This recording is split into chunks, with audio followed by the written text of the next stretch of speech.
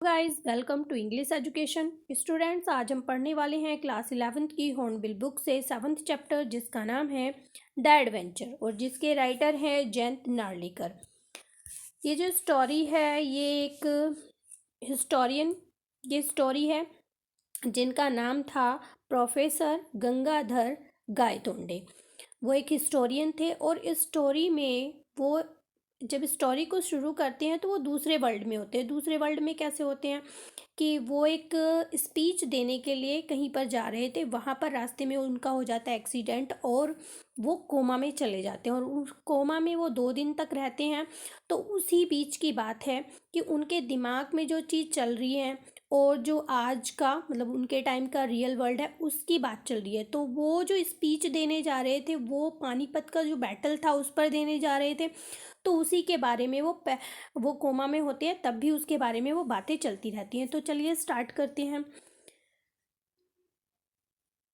The Jijamata express sped along the Pune Bombay route considerably faster than the Deccan Queen. तो यहाँ पर 2 train का नाम बताया गया है, जीजामाता एक्सप्रेस और डेक्कन क्वीन। तो बताया गया है वो जीजामाता एक्सप्रेस से जा रहे थे जो बहुत तेज़ी से चल रही थी पुणे बॉम्बे रूट पर, और वो डेक्कन क्वीन से भी तेज चल रही थी। There were no industrial township outside Pune. तो पुणे के बाहर कोई भी इंडस्ट्रियल टाउनशिप नहीं थी। The first stop Lonavala. तो सबसे पहले ट्रेन कहाँ रुकती है? लोनावाला पर रुकती है। केम इन 40 मिनट्स। जो कितनी देर में आ जाता है? 40 मिनट्स में आ जाता है। The ghat section that followed was no different from what he knew. मतलब जिस तरह का वो घाट सेक्शन जानते थे, मतलब वो अब दूसरे वर्ल्ड में है, जिस तरह से वो जानते थे वो उससे बिल्कुल भी अलग नहीं था, बिल्कुल वैसा ही था। The train stopped at Karjat only briefly and went on at even greater speed. तो जो ट्रेन होती है वो करजात स्टेशन पर रुकती है और उसके बाद वो उससे भी ज़्यादा ग्रेटर स्पीड पर चलती है। इट रोड थ्रो कल्याण। वो कहाँ से रोड करती है? यानी रोड का मतलब है बहुत तेज़ी से चलना, दहाड़ते हुए चलना। वो कल्याण से चलती है। Meanwhile, the racing mind of Professor Gaitonde had arrived at a plan of action in Bombay। तो उसी बीच जो प्रोफेसर गायतोंडे था उनका जो दिमाग था उसमें क्या चल रहा था कि वो मुंबई जाकर क्या करेंगे। एक्शन मतलब क्या काम करेंगे वो। Indeed, as a historian, he felt he should have thought of it sooner. जैसे कि वो एक हिस्टोरियन थे तो वो सोचते हैं कि ये मुझे पहले ही सोच लेना चाहिए था कि मुझे वहाँ पर जाकर क्या करना है। He would go to a big library and browse through history book. तो वो क्या करेंगे? वो एक लाइब्रेरी जाएंगे और वहाँ पर हिस्ट्री की बुक्स पढ़ेंगे। That was surest way of finding out how the present state of affair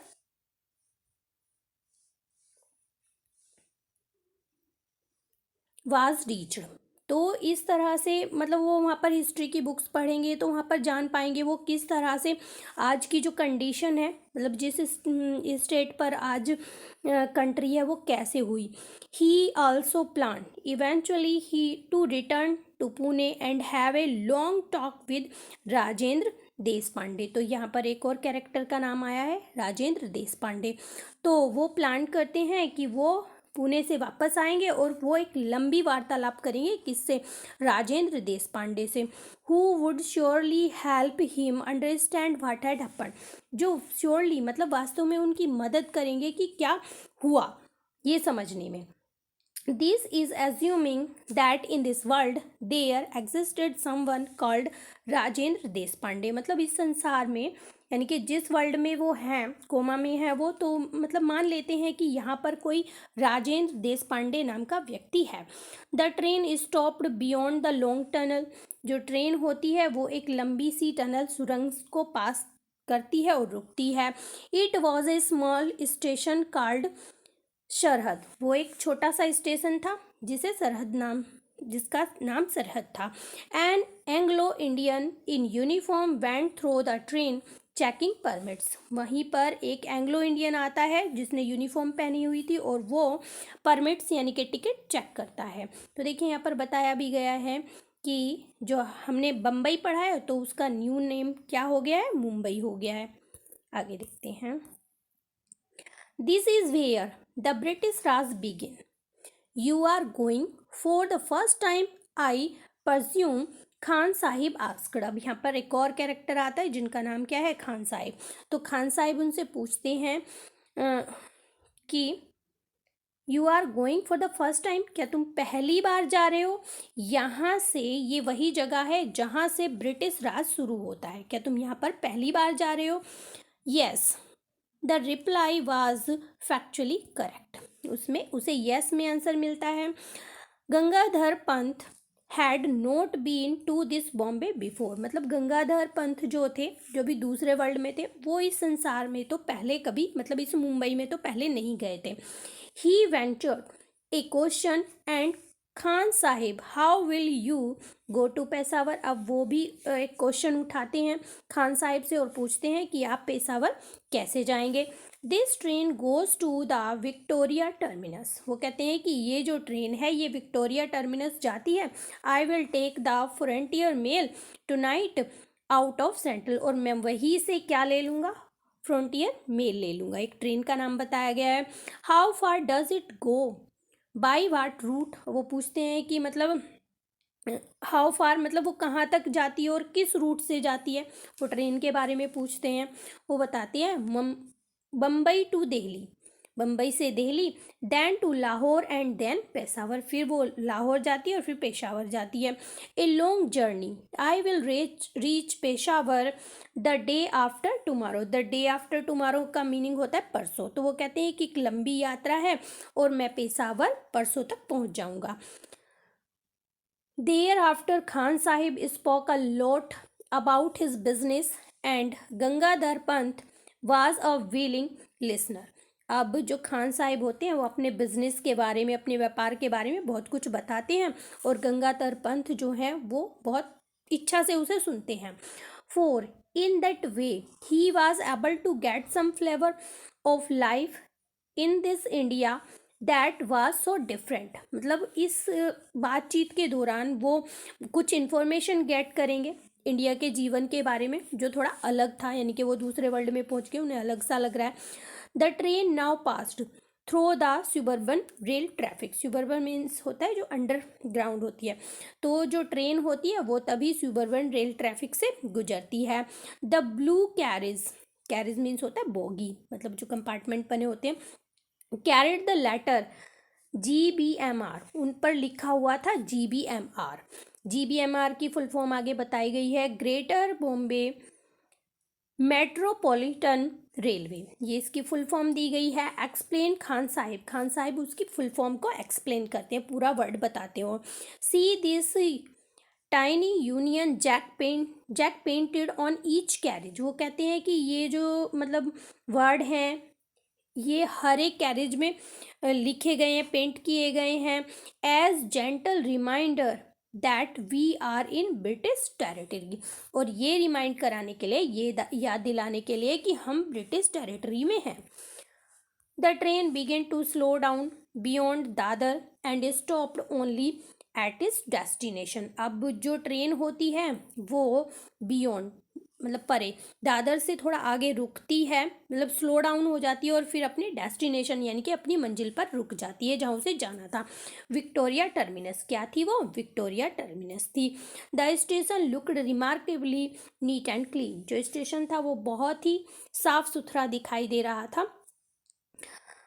the staff was mostly made up of Anglo Indians and Parsis along with the handful of British officer. अब जो staff था वहाँ पर वो mostly Anglo Indians था, पर्सीज था और कुछ ब्रिटिश ऑफिसर थे वहाँ पर।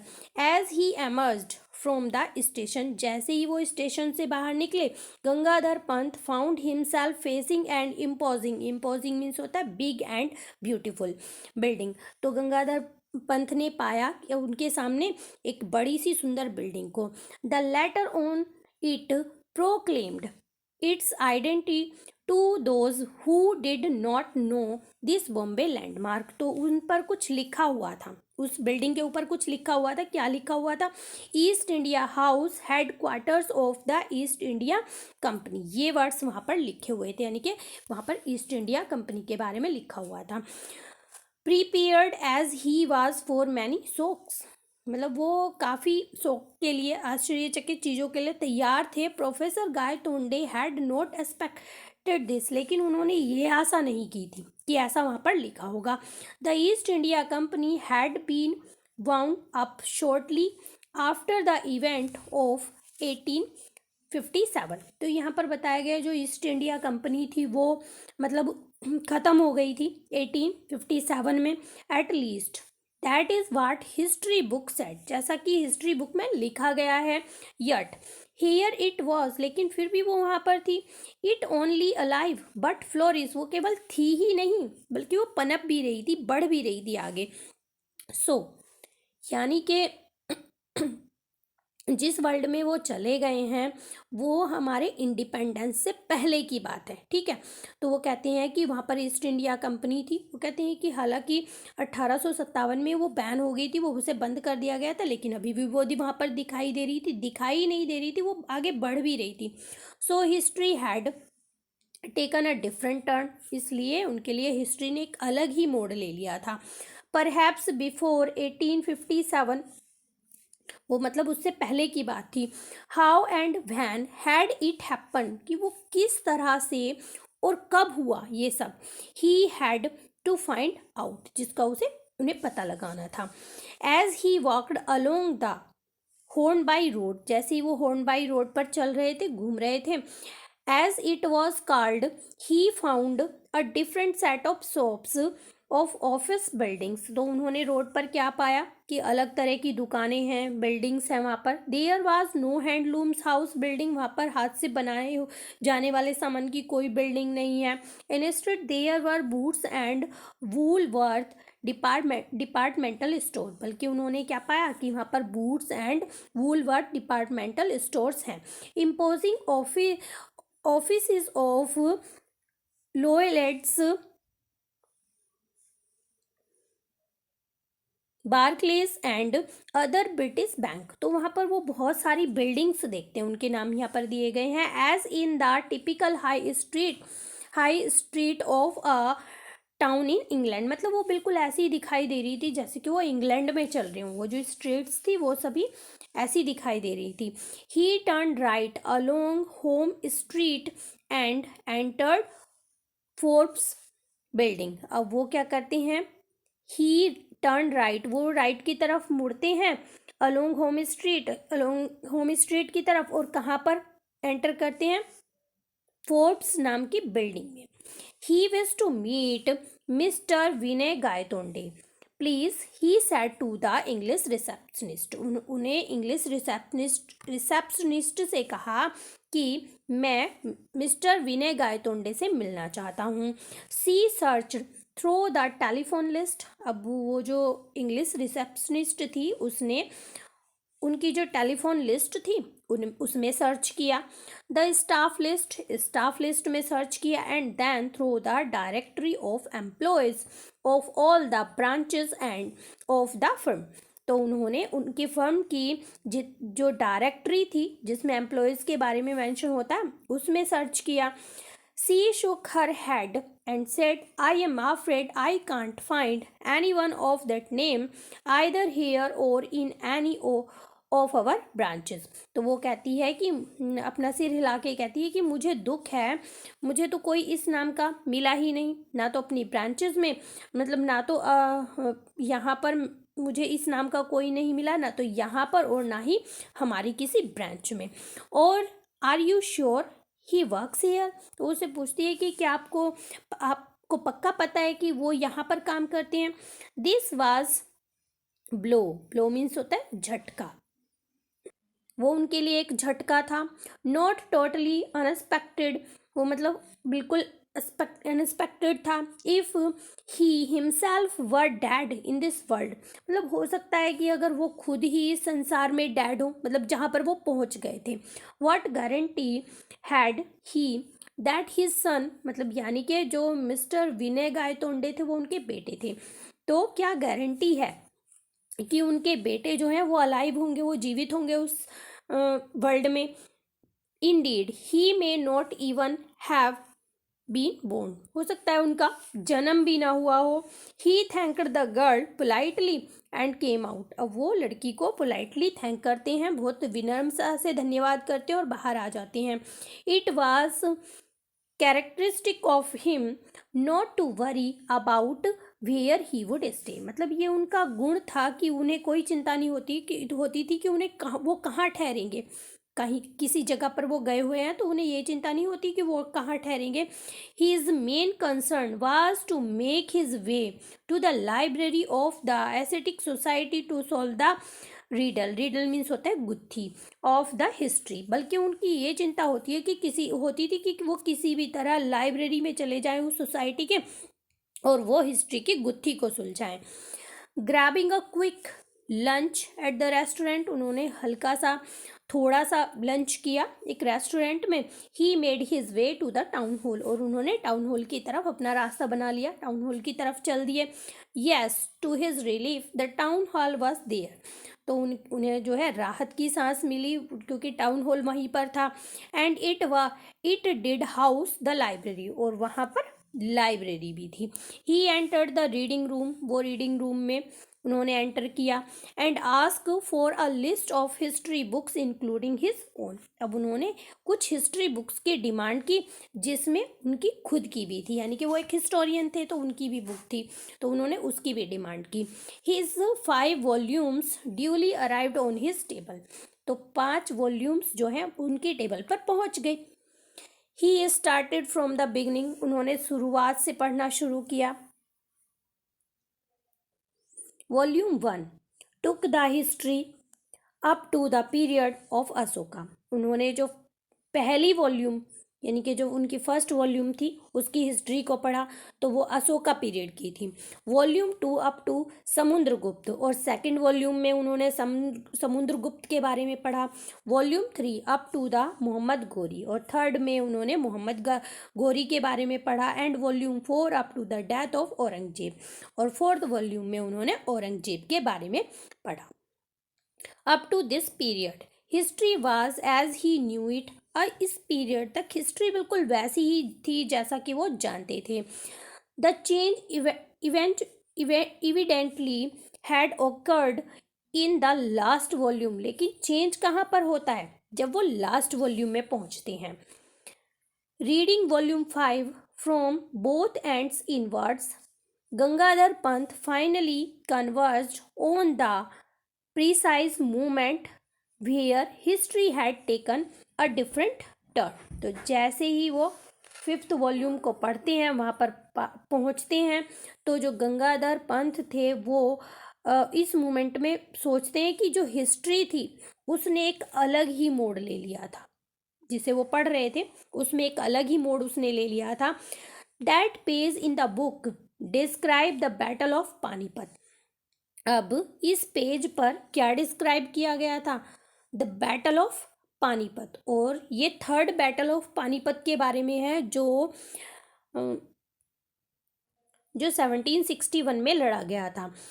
And it mention that the Marathas वोन इट हैंडसमली, और इसमें क्या लिखा गया था कि जो मराठास थे उन्होंने उन्हें बहुत अच्छी तरीके से जीत लिया था, जबकि ये गलत था, उसमें अफगान की जीत हुई थी, लेकिन वो अपने माइंड में ऐसा सोच रहे हैं कि जो मराठा थे वो वहां पर जीत गए थे।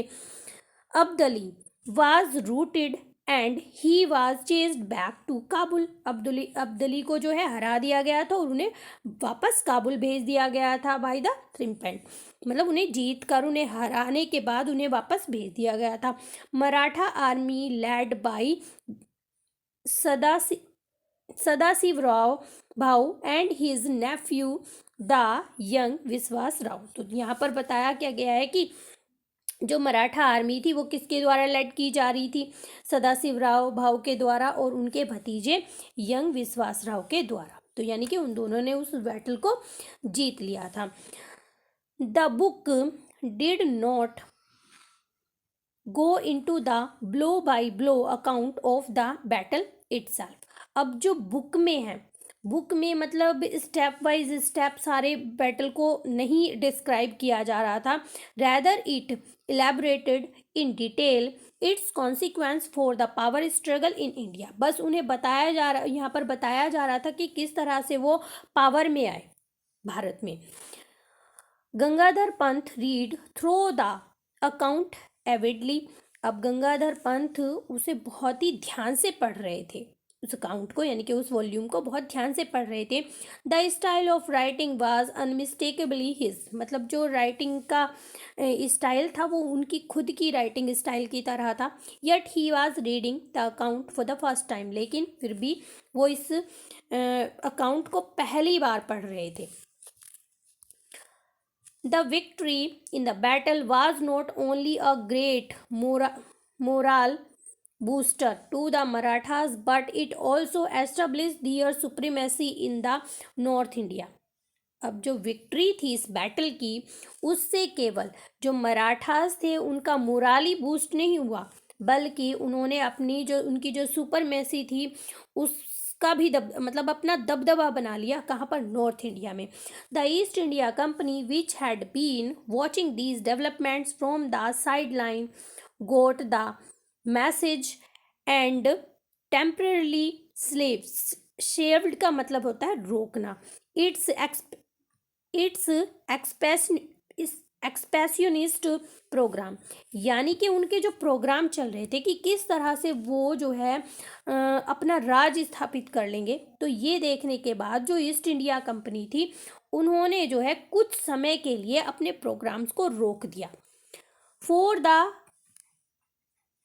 पेशवाज the immediate result was an increase in the influence of Bahu Sahib and Viswas Rao, who eventfully succeeded his father in 1780 AD। तो देखिए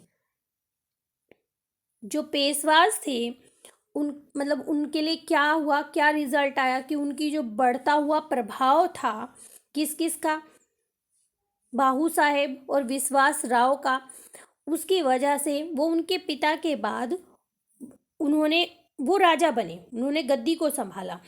द ट्रबल मेकर, और उनके साथ एक परेशानी खड़ा करने वाला इंसान भी था जिसका नाम क्या था? दादा साहेब। वाज रिलीगेटेड, उनके पद को जो है छीन लिया गया। The background and he eventually retired from state politics, तो उनके पद को छीन लिया गया, उन्हें पीछे धकेल दिया गया, तो उन्होंने जो है वो रिटायर हो गए स्टेट पॉलिटिक्स से। ठीक है, तो यहाँ पर देखिए, यहाँ पर पता चला कि जो विश्वास राव हैं और बाहू साहेब थे, उन्होंने वो जो है अपने पिता के बाद 1780 में वो राजा बन गए। अब उनके साथ सामने एक परेशानी खड़ा करने वाला था दादा साहेब, उन्होंने उसे उसके पद से पीछे धकेल दिया, पीछे हटा दिया, और उन्होंने पॉलिटिक्स से जो है वो रिटायर हो गए। To its dismay the East India Company match in the new Maratha ruler. Match का मतलब है पाला पड़ना। तो इस तरह से जो ईस्ट इंडिया कंपनी थी उसका पाला किससे पड़ा? जो नए मराठा रूलर्स थे उनसे पड़ा। विश्वास राव, जिनका नाम क्या था? विश्वास राव था। ही एंड हिज ब्रदर, वो और उनके भाई, जिनका क्या नाम था? Madhav Rao. Combined political acumen, उन्होंने जो है राजनीति में अच्छी पकड़ थी, अच्छी समझ थी उन्हें। विद वैल्यूअर मीन्स होता है वीरता या बहादुरी। And systematically expanded their influence all over the India. तो देखिए उनकी जो समझ थी पॉलिटिकल को लेके और उनकी जो वीरता थी वो ये सोच रहे थे। तो विश्वास राव ने और उनके भाई माधव राव ने पूरे भारत पर अपना जो है दबदबा बना लिया, अपना प्रभाव डालने लगे वो। The company was reduce to pocket of influence near Bombay, Calcutta and Madras. अब जो ईस्ट इंडिया कंपनी थी वो कहाँ तक सिमट कर रह गई? रिड्यूस टू पॉकेट का मतलब है वो वहीं तक सिमट कर रह गई, उसका प्रभाव कहाँ तक रह गया? बॉम्बे, कलकत्ता एंड मद्रास तक। Just like it's European reveals, the Portuguese and French, बिल्कुल वैसा ही हुआ जैसा कि पोर्चुगीज और फ्रेंच के साथ हुआ था, मतलब वो एक लिमिट तक सिमट कर रहेगी। For political reason the Peshwas kept the puppet Mughal regime along in alive in Delhi. अब जो मुगल्स थे उन्हें मतलब रखा गया कहाँ पर, दिल्ली में। दिल्ली में उन्हें रहने की अनुमति दे दी गई, कुछ पॉलिटिकल रीजन थे जिनकी वजह से उन्हें वहाँ पर रहने दिया। In the 19th century these de facto ruler मतलब जो उस समय सत्ता में थे, यानी कि जो विश्वास राव थे, माधव राव थे, उनके बारे में कहा गया है। जो वो रूलर थे from Pune were astute enough to recognize the importance of the technological age dawning in Europe। तो ये जो रूलर थे ये क्या पहचान गए, इन्हें क्या समझ में आ गया कि टेक्नोलॉजी की इम्पोर्टेंस क्या है यूरोप में, कि किस तरह से हमें उसे बढ़ावा देना चाहिए। They set up their own centre for science and technology, उन्होंने खुद के सेंटर बनाने शुरू कर दिए साइंस एंड टेक्नोलॉजी के। Here the East India Company saw another opportunity to extend his influence, इसी तरह से जो ईस्ट इंडिया कंपनी थी उसे एक और मौका मिल गया कि वो अपने प्रभाव को किस तरह से भी एक्सटेंड करे। क्यों? क्योंकि मतलब उनके पास ज़्यादा एबिलिटी थी, वो साइंस एंड टेक्नोलॉजी में ज़्यादा बढ़ के हिस्सा लेते थे, वो उन्हें बहुत ज्ञान था, तो उन्हें अब जो है एक और मौका मिल गया था कि किस तरह से उन्हें फिर से अपना दबदबा बनाना है। ईट ऑफर्ड एड एंड एक्सपर्ट, अब उन्होंने जो है अपनी सलाह, अपनी मदद जो है मराठास के सामने रख दी कि हम आपकी मदद करेंगे ये साइंस एंड टेक्नोलॉजी को डेवलप करने में।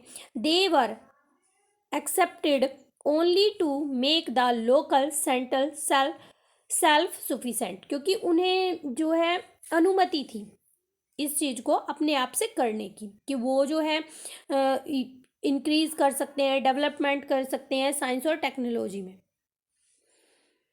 The 20th century brought about further changes inspired by west, अब जो 20th सेंचुरी थी आगे चलकर वहाँ पर बहुत सारे चेंज हुए, किससे इंस्पायर्ड होके, वेस्ट से इंस्पायर्ड होके, प्रभावित होके India move toward the democracy, अब जो भारत था वो डेमोक्रेसी की तरफ बढ़ने लगा।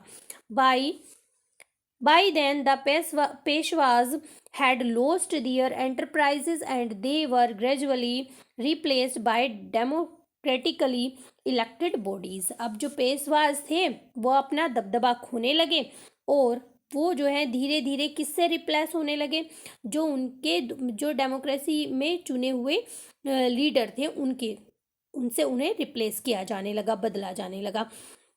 द सल्तनत at Delhi survived even this transition largely because it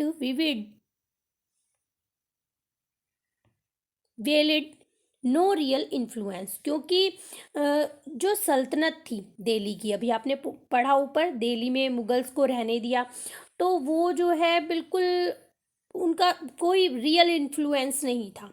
the Shahanshah of Delhi has no more than the figure had to rubber stamp of the recommendation made by the central parliament, मतलब जो शहंशाह था दिल्ली का उसका क्या काम था कि बस उसको स्टैंप लगाने के लिए, रबड़ स्टैंप लगाने के लिए रखा गया था।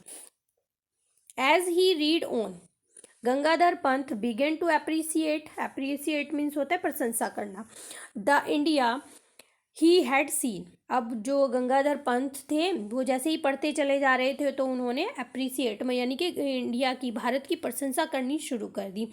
It was a country that had not been subjected to slavery for the white man, मतलब ये ऐसा देश है, मतलब जिसे अभी वो देख रहे थे जिसने जो है दासता को स्वीकार नहीं किया जो वाइट मैन थे उनके लिए।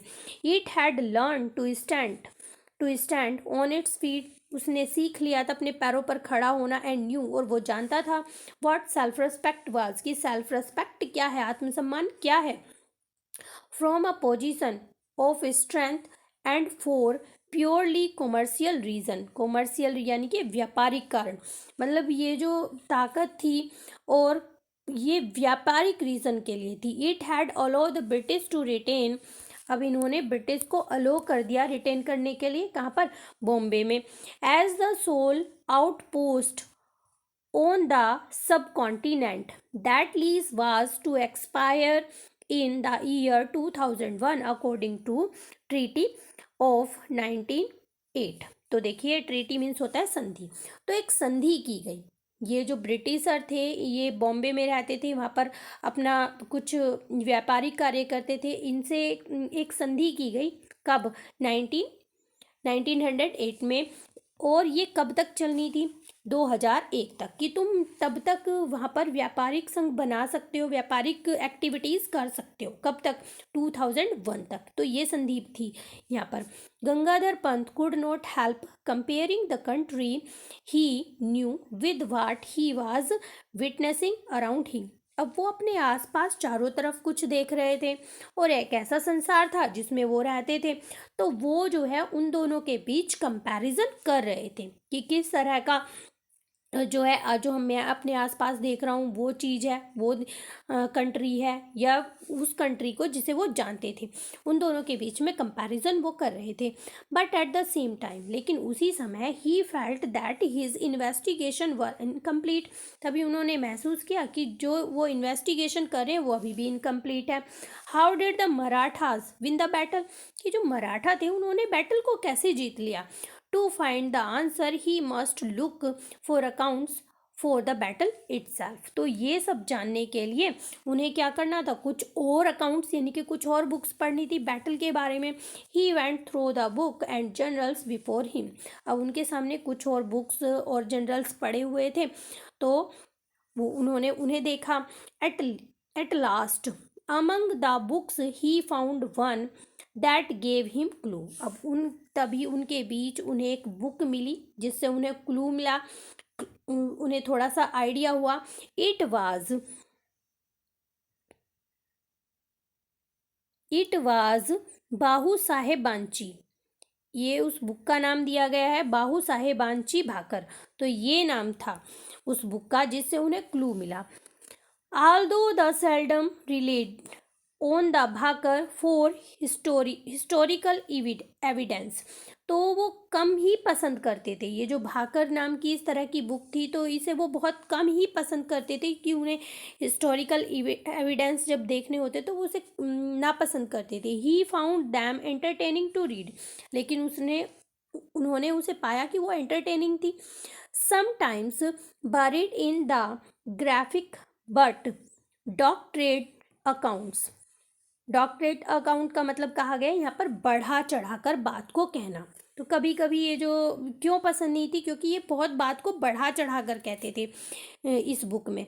He could spot the germs of truth, लेकिन उन्हें क्या था, उन्हें तो सच्चाई ढूंढनी थी, वो उन्हें कुछ और लेना देना नहीं था, लेकिन उनमें कभी कभी सच्चाई जो है मिल जाती थी। He found one now in the 3-line account of how close विश्वास Rao had come to being killed। अब उन्हें जो है वहाँ पर 3 लाइन मिली जिससे उन्हें ये पता चला कि किस तरह से जो विश्वास राव हैं वो मरने से बच गए। तो देखिए ये लाइनें यहाँ पर उसके बारे में दी गई हैं। एंड देन विश्वास Rao guided his horse to the melee where the allied troops were fighting and he attacked them। तो यहाँ पर उन्होंने पढ़ा कि विश्वास राव ने किस तरह से अपने घोड़े को गाइड किया उस भीड़ की तरफ, और जहाँ पर वो सभी लड़ रहे थे और उनके ऊपर अटैक कर दिया। एंड गॉड वाज मर्सीफुल, और भगवान जो है उनके लिए दयावान था। ए शूट बस्ट पास हिज ईयर, और जो एक गोली थी वो उनके कान से बिल्कुल छूकर चली गई। Even the difference of the til would have led to his death. वो कहते हैं कि अगर तिल भर भी, मतलब तिल भर भी, तिल आप समझते ही होंगे, अगर तिल भर भी डिफरेंस रह जाता तो उनकी मृत्यु हो सकती थी। At 8 o'clock the librarian politely reminded the professor that the library was closing for the day। अब 8 बज जाते हैं तो लाइब्रेरियन बहुत पोलाइटली उन्हें याद दिलाता है प्रोफेसर को कि ये लाइब्रेरी के बंद करने का समय है। Gangadhar Pant emerge from his thought. अब गंगाधर पंत अपने विचारों से बाहर आते हैं। लुकिंग अराउंड, वो चारों तरफ देखते हैं। He notice that he was only reader left in that magnificent hall. और वो वहाँ पर देखते हैं कि वो केवल अकेले रीडर बचे हुए हैं उस हॉल के अंदर। I beg your pardon sir, may I request you to keep this book here for my use tomorrow morning. तो वो कहते हैं कि मैं क्षमा मांगता हूँ सर, कि मतलब मुझे इतनी देर होगी, लेकिन मैं आपसे रिक्वेस्ट करता हूँ कि ये बुक जो है मुझे अगले दिन सुबह पढ़ने के लिए यहाँ मिल जाए।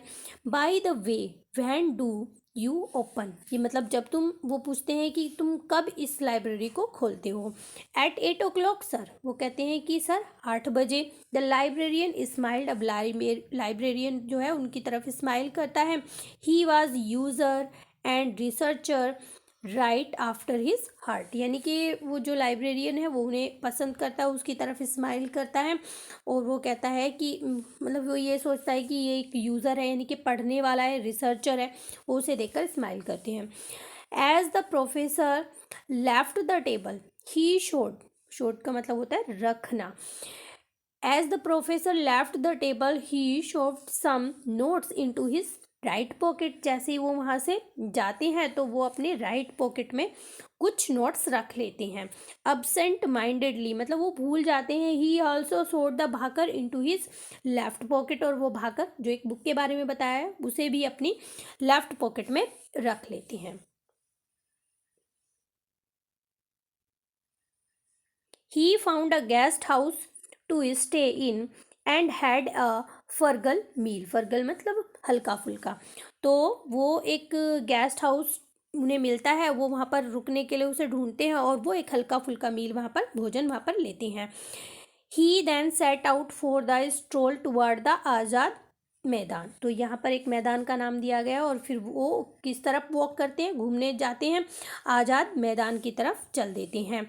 इन the maidan he found a थ्रोंग मतलब भीड़। In the maidan he found a throng moving toward the pandal. तो वहाँ पर एक पंडाल लगा हुआ था उस मैदान में, तो वो पाते हैं कि भारी भीड़ जो है उस पंडाल की तरफ जा रही थी। So a lecture was a take place. क्यों जा रही थी? क्योंकि वहाँ पर एक भाषण होने वाला था। Force of habit took professor Gaitonde toward the pandal. अब उनकी जो हैबिट थी लेक्चर से, वो बहुत ज़्यादा जुड़े हुए थे, तो वो भी पंडाल की तरफ हैबिट के अनुसार चल देते हैं। The lecture was in progress. Lecture जो है मतलब शुरू होने वाला था, प्रोग्रेस में था। Although people kept coming and going, इसलिए लोग आ रहे थे जा रहे थे, but professor Gaitonde was not looking at the audience. लेकिन जो मिस्टर प्रोफेसर गायतोंडे थे वो ऑडियंस की तरफ नहीं देख रहे थे, जो सुनने वाले थे उनकी तरफ नहीं देख रहे थे। He was staring at the platform, वो तो स्टेज की तरफ घूर रहे थे क्योंकि वो प्रोफेसर थे और उन्हें हैबिट थी। एज इफ मिसमराइज्ड, जैसे कि वो मतलब खो गए हों, बिल्कुल उसमें अंदर घुस गए हों, पागल हो गए हों, बिल्कुल ऐसे ही वो खो से गए थे। There was a table and a chair, वहाँ पर टेबल थी, एक चेयर थी, but the latter was unoccupied, लेकिन वहाँ पर वो मतलब लेटर नहीं थे, कोई खाली था वो बिल्कुल। The presidential chair unoccupied, the sight stood him to the death.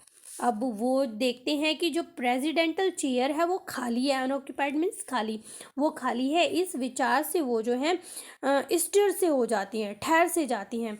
Like a piece of iron attract to a magnet, और वो उसकी तरफ ऐसे खींचे चले जाती हैं जिस तरह से जो आयरन है, वो जो लोहा है वो चुंबक की तरफ खींचता चला जाता है।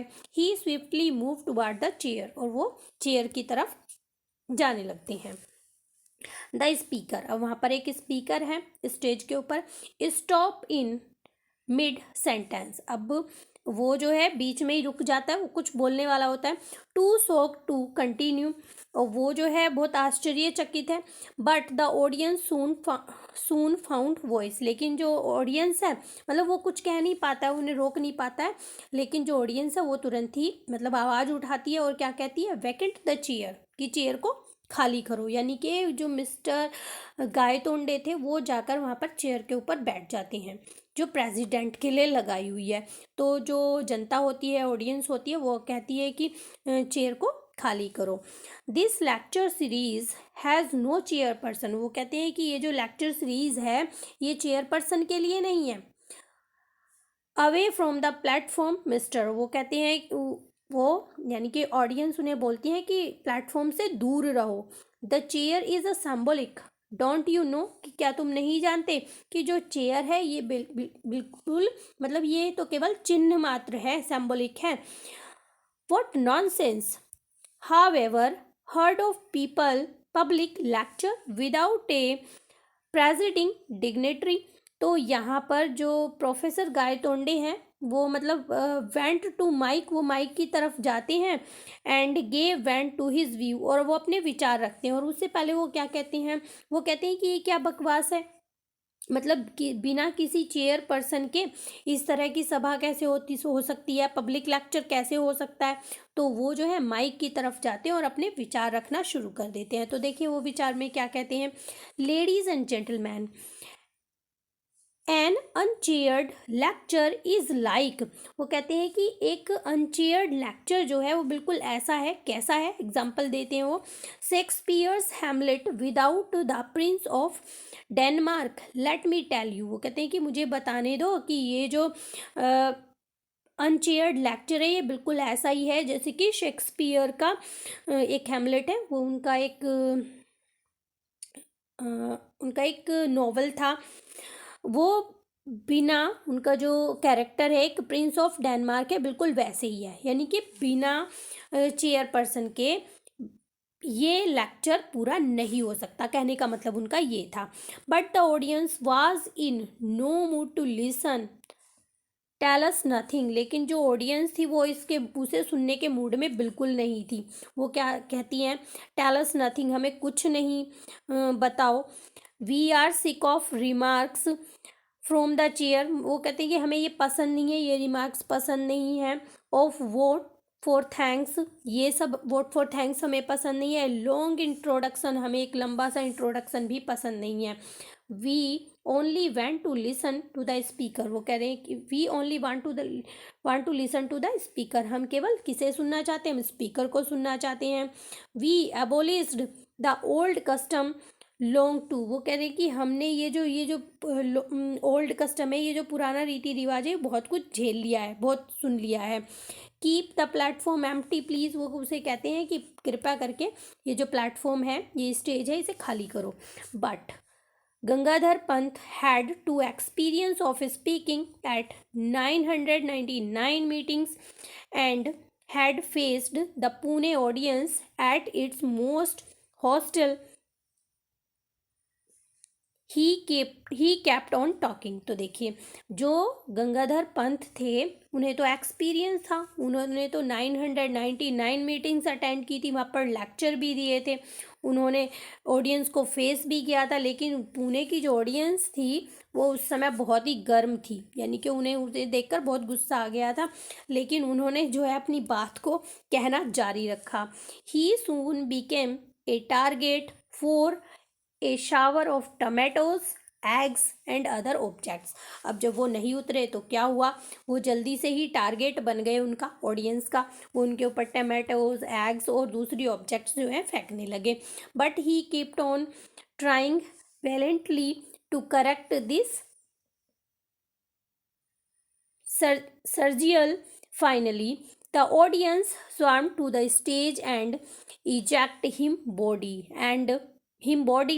and in the crowd Gangadhar Pant was now here to be seen। तो देखिए अंत में क्या होता है, वो अपनी बात को कहना जारी रखते हैं। वो कहते हैं कि मतलब ये जो चेयर पर्सन है यहाँ पर होना बहुत ज़रूरी है, लेक्चरर का होना बहुत ज़रूरी है, लेकिन अंत में क्या होता है, जो ऑडियंस होती है वही स्टेज पर, स्वयं का मतलब होता है चढ़ जाना, ऊपर आ जाना, वही स्टेज पर आ जाती हैं और उन्हें उठाकर नीचे फेंक देती हैं, उनके मतलब उनकी बॉडी को, यानी कि उन्हें गंगाधर पंत को नीचे फेंक देती हैं। अब क्राउड में, भीड़ में क्या होता है, गंगाधर पंत जो है कहीं पर भी दिखाई नहीं देते हैं। तो हम आज अपने पार्ट को यहीं करते हैं कंप्लीट।